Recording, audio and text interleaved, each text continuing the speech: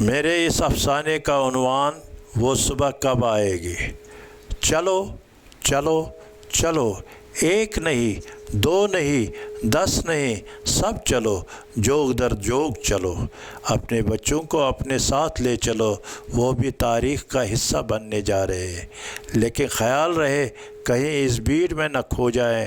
بھیڑ کے سامنے ایک وسیع میدان تھا، اس میں داخل ہونے سے پہلے ان مقبروں سے گزرنا ہوگا جہاں لاکھوں لوگ سوئے ہوئے ہیں۔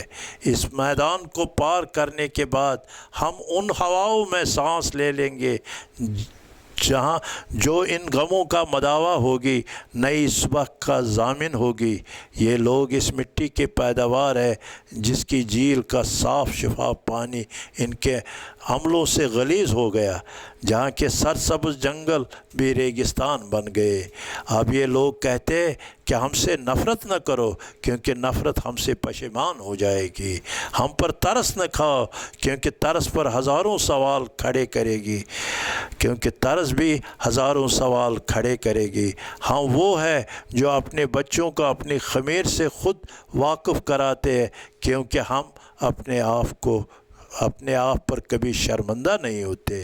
دور میدان میں کسی کونے سے آواز آئی، ہوشیار نظر پاک۔ اس بھیڑ میں کچھ بونے بھی تھے، کچھ لنگڑے بھی تھے، اندھے بھی تھے، بہرے بھی تھے، روگی بھی تھے، ہر رنگ ہر نسل کے لوگ۔ یہ سب کچھ دنیا کی روشنی میں کھلی آنکھوں سے خواب دیکھتے اور ان خوابوں کو پالتے اور خوابوں میں کیے ہوئے وعدوں پر یقین رکھتے۔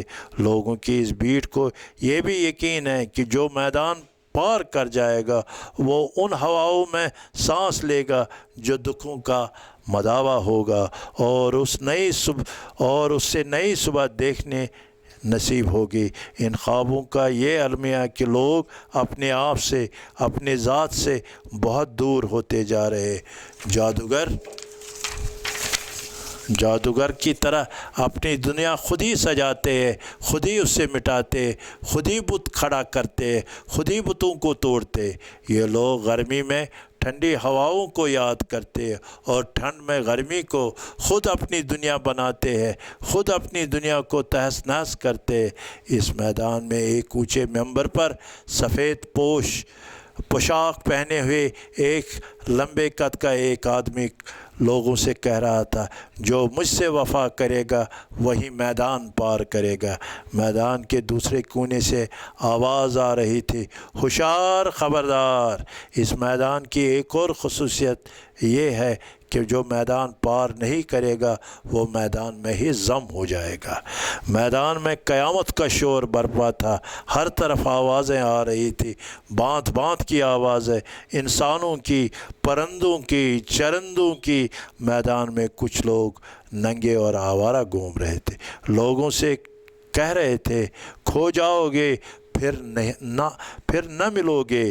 وہ لوگ جو یاقوت، زمرد، الماس، چاندی اور سونے کو اپنا شفیق اور رفیق مانتے ہیں، عزیزوں کی موت پر روتے تھے۔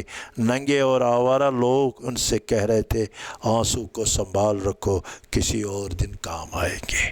میدان کو پار کرنے کی تگداو میں لوگ ایک دوسرے کو دھکیلنے میں لگے ہوئے تھے۔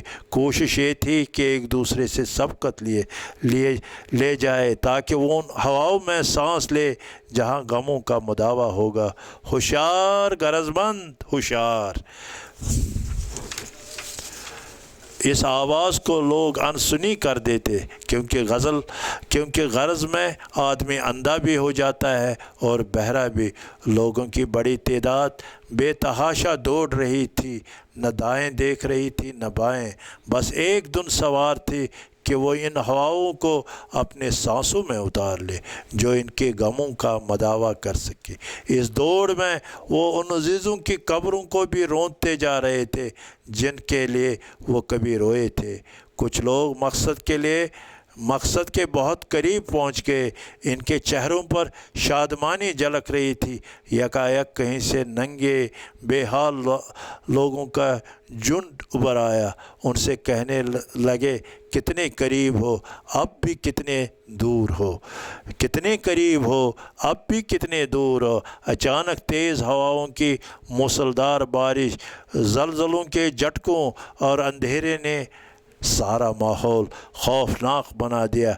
अचानक तूफ़ान के इस रेले ने उन लोगों को अपने लपेटे में ले लिया और उन हवाओं को ख़ुद में न उतार सके जो उनके गमों को मदावा होती। मैदान की मिट्टी ने फिर एक बार इन लोगों को अपने आप में ज़म कर दिया। आइंदा भी बहुत लोग आएंगे और इन हवाओं को अपने अंदर उतार लेने की कोशिश करेंगे जो गवों की मदावा होगी। न मालूम वो लोग कब आएंगे जो इन हवाओं को अपने अंदर उतार लेने में कामयाब होंगे। कब वो खुशकिस्मत लोग आएंगे, इस लम्हे का सबको इंतज़ार है। फिर सारे लोग इनके साथ जुलूस में शामिल होंगे और वो लोग जो कमरों में सो रहे थे वो भी कमरों से निकलकर इनके साथ शामिल हो जाएंगे। न जाने वो सुबह कब आएगी।